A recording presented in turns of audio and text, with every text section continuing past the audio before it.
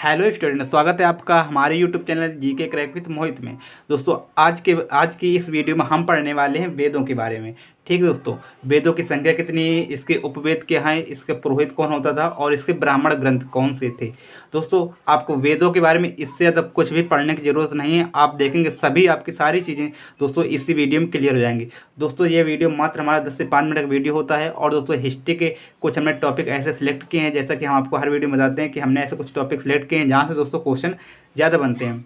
तो चलिए दोस्तों शुरू करते हैं। तो दोस्तों ये हमारा वीडियो आने वाले सभी एग्जाम जहाँ भी हिस्ट्री पूछी जाती है, दोस्तों इतिहास के जहाँ भी क्वेश्चन आपसे पूछे जाते हैं उन सभी एग्जाम के लिए बहुत ही इंपॉर्टेंट है। आप खुद देखेंगे दोस्तों, वेदों के बारे में जितनी भी जानकारी होगी हम आपको यहाँ पे बताने वाले हैं। तो आपको इससे भी ज़्यादा पढ़ने की ज़रूरत नहीं है दोस्तों।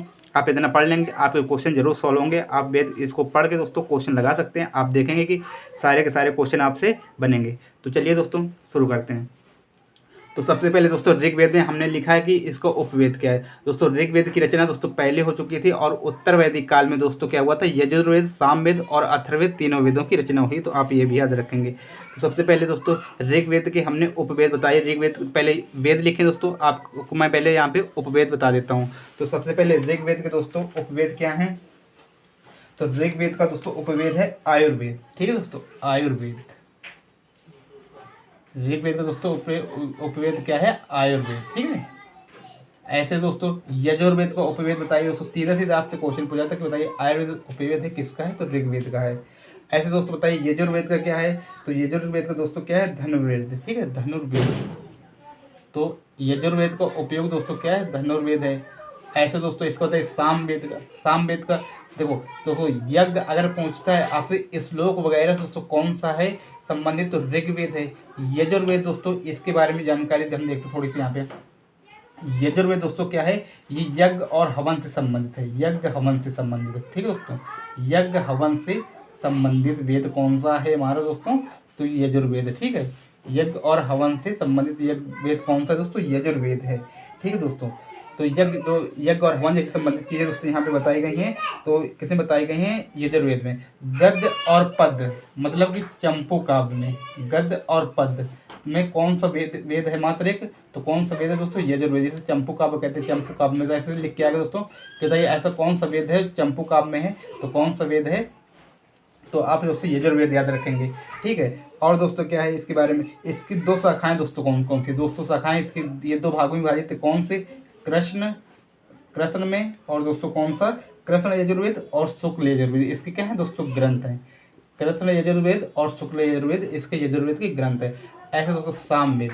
सामवेद दोस्तों, सामवेद के बारे में देख लेते हैं। तो सामवेद दोस्तों किससे संबंधित है, सामवेद, तो सामवेद दोस्तों गायन से संबंधित है। किससे संबंधित है, गायन से संबंधित है। ये आप याद रखेंगे। सामवेद किससे संबंधित है, गायन से संबंधित वेद कौन सा है दोस्तों, गायन से संबंधित वेद कौन सा है हमारा, तो दोस्तों सामवेद है। ठीक है दोस्तों, गायन संबंधित वेद कौन सा है दोस्तों, सामवेद है। ठीक है, तो आप दोस्तों ये चीज़ याद रखेंगे। अब बाकी ऋग्वेद की रचना दोस्तों हमने बताया कि ऋग्वेद की रचना दोस्तों पहले हो चुकी थी। और जो वेदों की रचना है दोस्तों अपौरुषेय मानी गई, मतलब किसी पुरुष विशेष द्वारा रचना नहीं की गई है। इनको दैवी ज्ञान का दोस्तों अंश माना गया है। वैसे अगर पूछता है वेदों का संकलन किसने किया है, तो यहाँ पे मैं आपको बता दूँ कि वेदों का संकलन, ठीक है दोस्तों, अगर पूछता है कि वेदों का संकलन दोस्तों किसने किया है, अगर आपसे पूछता है तो महर्षि कृष्ण द्वैपायन वेद व्यास। महर्षि, ठीक है दोस्तों, कृष्ण द्वैपायन वेद व्यास ने किया। ठीक है, वेदों का संकलन। बाकी इसकी रचना दोस्तों अपौरुषेय मानी गई है, मतलब किसी पुरुष द्वारा नहीं की गई। इनको दैवी ज्ञान का क्या माना गया, अंश माना गया। ठीक है, तो दोस्तों द्वैपायन वेद व्यास, तो आप दोस्तों ये याद रखेंगे। ठीक है, चलिए पहले यहाँ पे देख लेते हैं। सामवेद जैसे मैंने बताया दोस्तों, ऋग्वेद क्या है, आयुर्वेद, और यजुर्वेद का दोस्तों धनुर्वेद। सामवेद का दोस्तों बताइए, सामवेद का क्या है, गंधर्ववेद। ये दोस्तों उपवेद आपसे सीधे सीधे एग्जाम में पूछे जाते हैं, तो आप इनको जरूर से जरूर याद रखिएगा, गंधर्ववेद। ऐसे अथर्ववेद का उपवेद दोस्तों क्या है, तो अथर्ववेद का उपवेद क्या है, शिल्पवेद। शिल्पवेद, अथर्ववेद का उपवेद क्या है दोस्तों, शिल्पवेद। इनके पुरोहित क्या है, पुरोहित मतलब दोस्तों क्या होता था, इनके जो पूजा पाठ करता था उससे क्या कहते थे, पुरोहित कहते थे। जो इनके पूजा पाठ को उस समय क्या करवाता था, मतलब पुरोहित मतलब होते थे ब्राह्मण वगैरह। ठीक है दोस्तों, पुजारी। ठीक है, तो पुरोहित इससे क्या होता था ऋग्वेद का, तो इसका क्या कहते थे, होत्र कहते थे। क्या कहते थे, होत्र। ये दोस्तों आपसे पूछा जाता है एग्जाम में, बहुत ज़्यादा इंपॉर्टेंट है, तो आप जरूर याद रखिएगा। ठीक है, ऐसे यजुर्वेद को दोस्तों पुरोहित बता दीजिए। तो यजुर्वेद का पुरोहित दोस्तों क्या था, अध्वर्यु। ठीक है, ऐसे लिख के आएगा अध्वर्यु।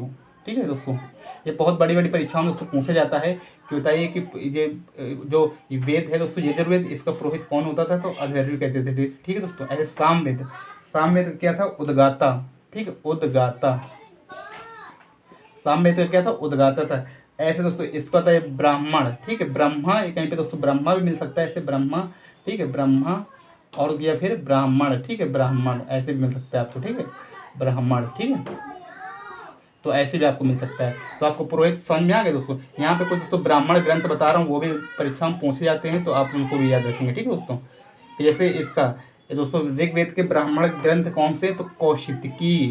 ठीक है, कौशितकी और ऐतरेय। ठीक है दोस्तों, ऐतरेय।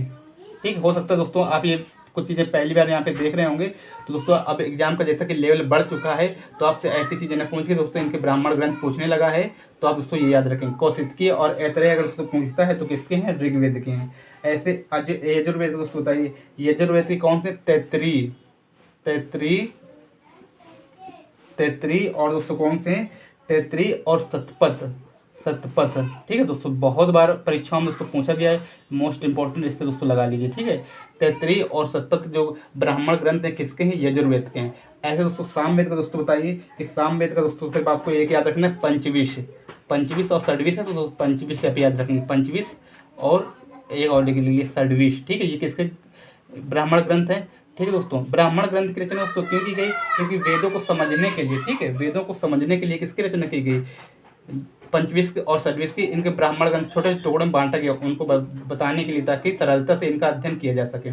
ऐसे अथर्ववेद, अथर्ववेद दोस्तों बताइए गोपत, गोपत। ठीक, गोपत ब्राह्मण कौन किसका है, अथर्ववेद का। दोस्तों गोपत ब्राह्मण किसका है, अथर्ववेद का है। ठीक है, तो आप दोस्तों ये चीज़ जरूर याद रखेंगे। ठीक है, बाकी आपको दोस्तों मैं कुछ चाहिए और यहाँ पे फैक्ट बता रहा हूँ, तो आप वो भी दोस्तों जरूर याद रखेंगे। ठीक है, तो ऋग्वेद दोस्तों ऋग्वैदिक काल चला था हमारा, ऋग्वैदिक काल तो कितने से ज़्यादा थे, 1500 ईसा पूर्व से, 1500 ईसा पूर्व से दोस्तों 1000 ईसा पूर्व तक माना गया है कौन सा, ऋग्वैदिक काल। तो इस ऋग्वैदिक काल में दोस्तों किसकी रचना हुई, ऋग्वैदिक की रचना हुई। ठीक, बाकी उत्तर वैदिक काल, जो हमारा उत्तर वैदिक काल है दोस्तों, उत्तर वैदिक काल। ठीक है, उत्तर वैदिक काल, इसकी रचना दोस्तों कब हुई थी, तो ये 1000 ईसा पूर्व से चला है दोस्तों 600 ईसा पूर्व। ठीक है, 600 ईसा पूर्व तक ये चला है।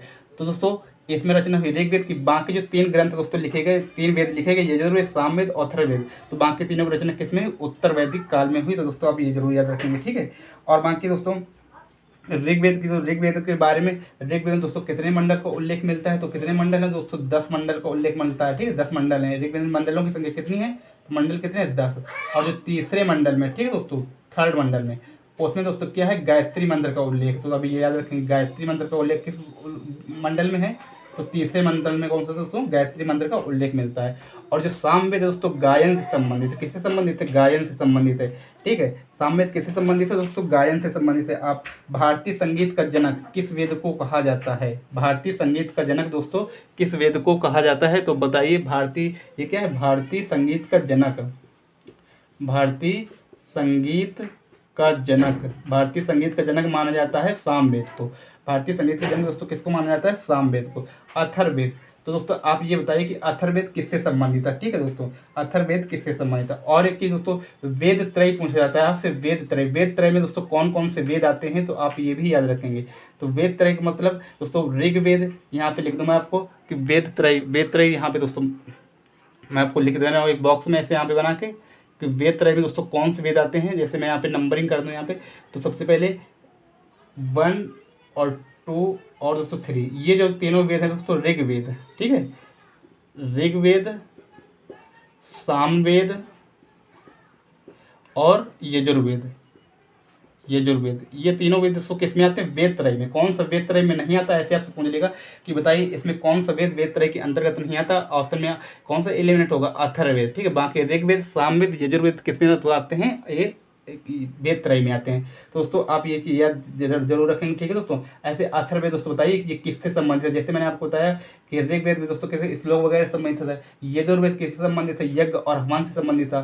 ठीक है, और यजुर्वेद किस में लिखा है, गद्य और पद दोनों में लिखा है, मतलब चंपू काव्य में लिखा है। चंपू काव्य मतलब ये होता है गद्य और पद में कोई चीज़ लिखी होती है तो चंपू काव्य कहते हैं। ठीक है, और इसके दो मैंने आपको क्या बताया, सामवेद को दो भाग बताया, कृष्ण, यजुर्वेद कृष्ण और शुक्ल। और इस सामवेद दोस्तों किससे संबंधित है, गायन से संबंधित है। भारतीय संगीत का जनक किस वेद को कहा जाता है, तो सामवेद को कहा जाता है। आप अथर्ववेद बताइए कि अथर्ववेद किससे संबंधित है, तो मैं चलिए दोस्तों आपको बता देता हूँ कि अथर्ववेद किससे संबंधित था। अथर्ववेद संबंधित है दोस्तों किससे, जादू टोना से, ठीक है, जादू टोना से संबंधित था। जादू और टोना से किससे संबंधित था, अथर्ववेद दोस्तों जादू और टोना से संबंधित है। तो दोस्तों आप ये याद रखेंगे, ठीक है। औसत चिकित्सा अथर्ववेद में मिलती है दोस्तों, औसत चिकित्सा भी कैसे मिलती है, अथर्ववेद मिलती है, ठीक है।